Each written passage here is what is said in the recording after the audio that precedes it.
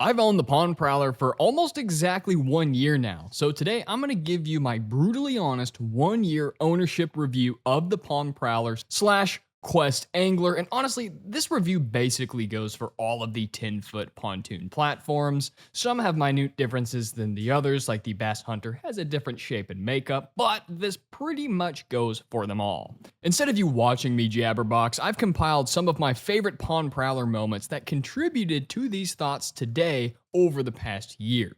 Also, I am excited to announce that I am now selling Pond Prowler EVA foam decking templates for $55 a pop, and that includes taxes, materials, and shipping. You can email me at 316kayakfishing@gmail.com if you're interested in EVA foam templates for your Pond Prowler or Quest Angler. And you can take the pain out of creating those pesky templates for your foam. Drop the templates right on your foam sheet and immediately start cutting. Not a whole lot has changed, but some thoughts have come up since my last review, also since owning the Sundolphin American 12 Jon Boat, my new daily tiny boat. Now, I've realized some of the drawbacks of the Pond Prowler after owning the Jon Boat that actually cost significantly less, sometimes depending on the sale and who's selling it, hundreds of dollars less than the Pond Prowler. So here are some cons compared to my plastic Jon Boat. The Pond Prowler and all the pontoons are extremely slow. Very slow. They have half the horsepower rating. It's a lot harder to fish two people, and there is not much room for coolers, and I like to keep fish. But here's also some benefits I've realized over my plastic Jon Boat this past year. The stability with the pontoon platform is bar none unmatched. It is the most stable 10-foot boats ever.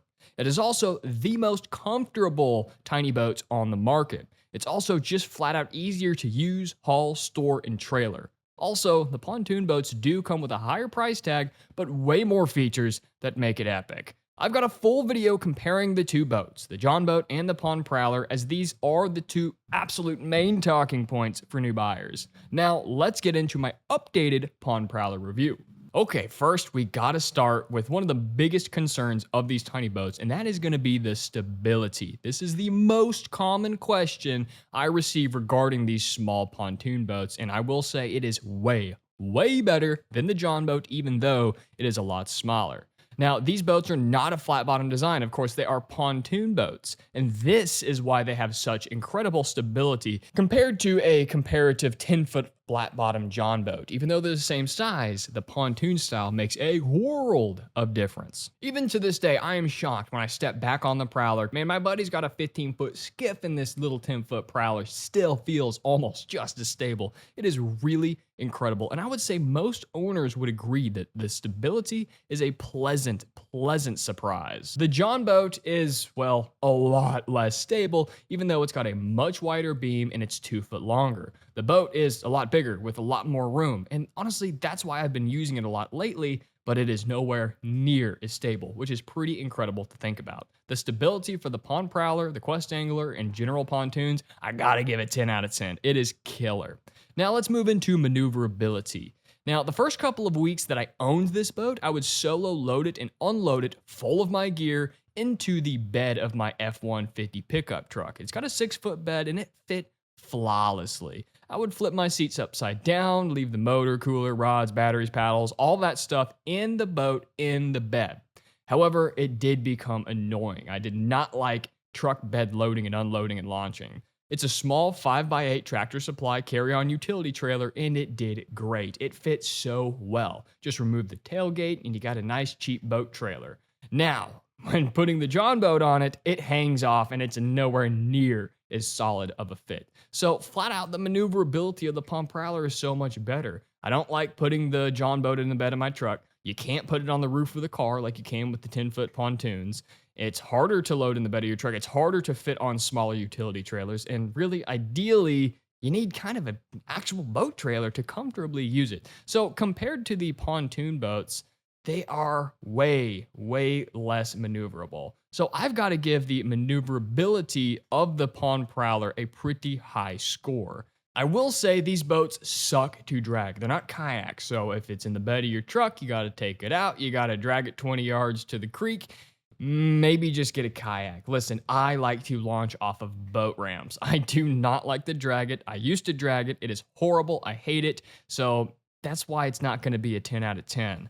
But it is still small. It is still light. Two people can carry it. So you can get to a lot of places that don't have boat ramps. A lot of places most vessels cannot launch, including ponds and other shallow water spots. So it's not a kayak. It is pretty heavy. I mean, loaded down, it'll weigh 250 pounds after all of the upgrades. So I got to give the maneuverability an 8 out of 10. It's not a kayak, but it's way better than a Jon Boat in terms of moving it, storing it, and hauling it. You have a lot more options. The fact that you can car top this boat allows so many more people to enjoy having a tiny boat. Today's video is sponsored by Redodio, and I'm into a new world of 140 amp hours. It seems like every time new affordable battery technology comes out, I'm the first to get it. Everybody's still reviewing the 100 amp hours, baby. We got the 140. I have multiple of these, and honestly, let me tell you about it. Yes, they are a little bit more expensive, but you guys know I really like Redodio, and I know it says Redodo.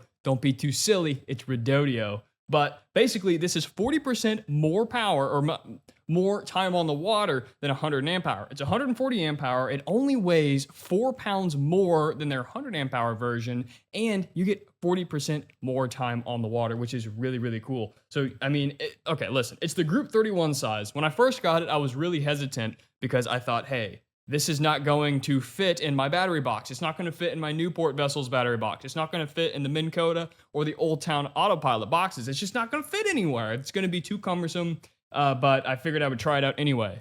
But apparently the Group 31 size is only a fraction taller. It's no wider. It's just ever so slightly bigger. It fits in all my boxes. It still fits on my tiny boats. It's a hair heavier for 40% more time on the water. And they have a super awesome Bluetooth function, and it shows you exactly your battery percentage, how much time is left on the water. When you plug it in, it'll show you how much time is left until it's fully charged. It tells you your voltage, your amp hour capacity, your current voltage, and just all the information that you need. So I swear by Bluetooth batteries, but honestly, it keeps getting better. A hair heavier, a hair more expensive. I mean, it's still under $300. It's on sale right now, so get it for Black Friday. I mean, these things are absolutely sick. I love the 140 amp hours. You don't have to charge it for literally weeks on end. In fact, I took a 140 amp hour out the other day for a 6-hour trip. I was on a 46-pound spot lock autopilot motor. It was on my kayak, and I had the trolling motor running constantly. It was either on spot lock bridge fishing, or I was roaming the flats, wandering all around, going back and forth from end and end to the bridge. I covered miles.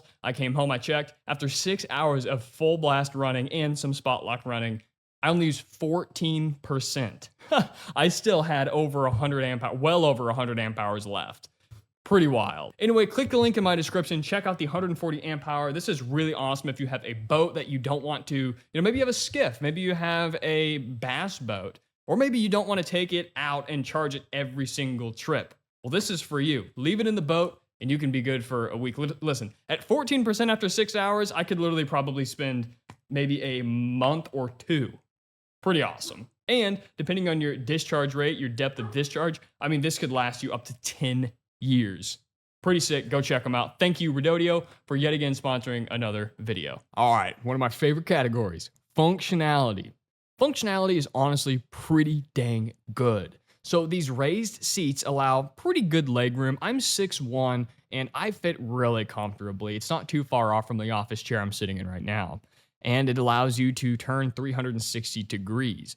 Man, I will tell you, if there's one thing that I miss about my Jon Boat, it's these super comfortable seats. Now, my seats are, of course, upgraded, and I will link all the upgrades to my entire boat in the description below if you want to mod it out, just like the boat you've seen in all of these videos. But it still comes with the same height seats. They do have padding on them. They're not as comfortable as these, but they still, of course, swivel 360 degrees. So even if you don't upgrade seats, it's going to be a lot more comfortable than Jon Boat benches.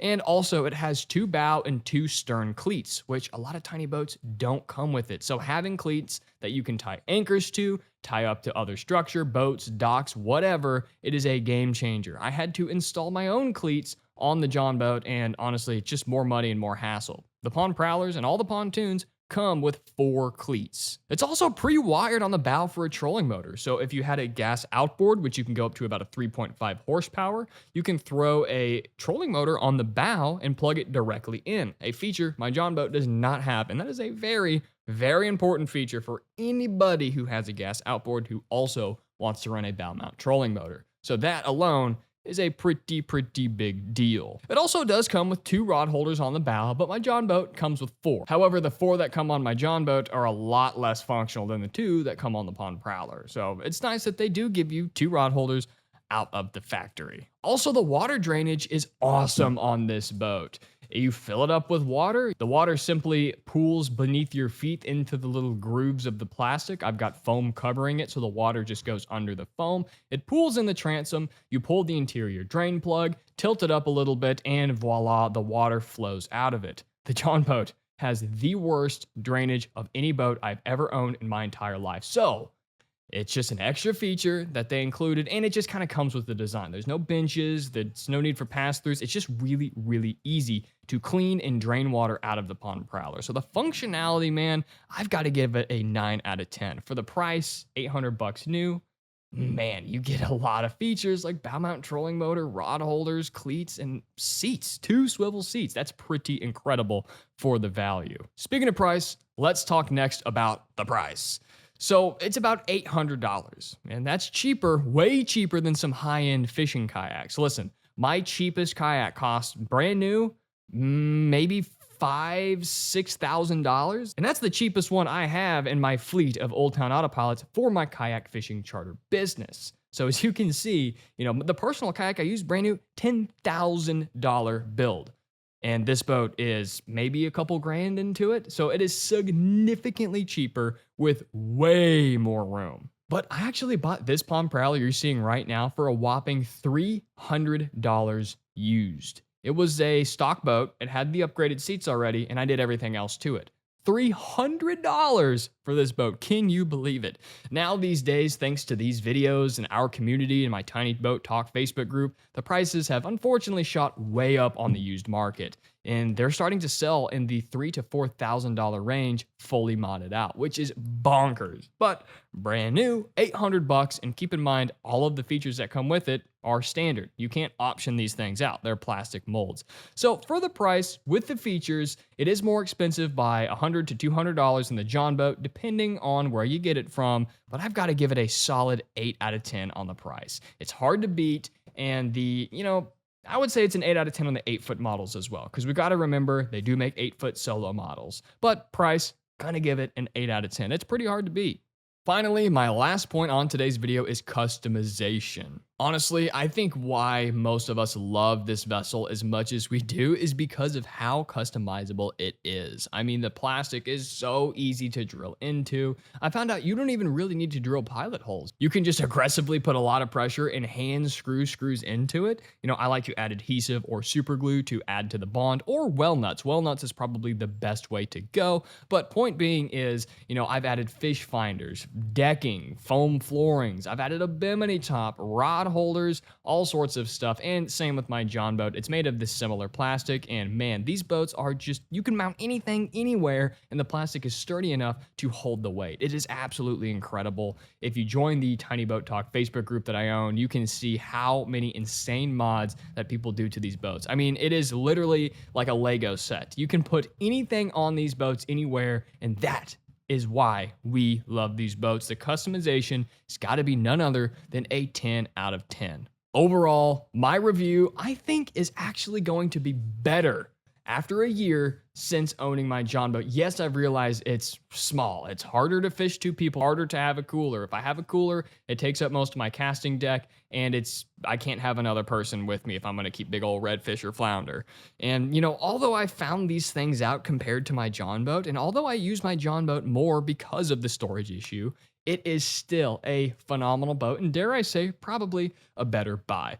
I fish lots more bodies of water, so it's nice to have a slicker, faster boat that I can haul more gear and people, but the Pond Prowler is hard to beat, and overall, I give this boat a 9 out of 10. I think if you buy it, even if you have a twin engine, a bass boat, a center console, a skiff, this will serve Very useful in your fleet, man. I absolutely love the Pond Prowler, and I know you will too. Anyway, if you liked what you saw today, hit like and subscribe. If you want any of the mods, I have a full list of everything in the link in the description. Definitely hang out. We do multiple tiny boat videos a week. Anyway, happy boating, tight lines, and God bless.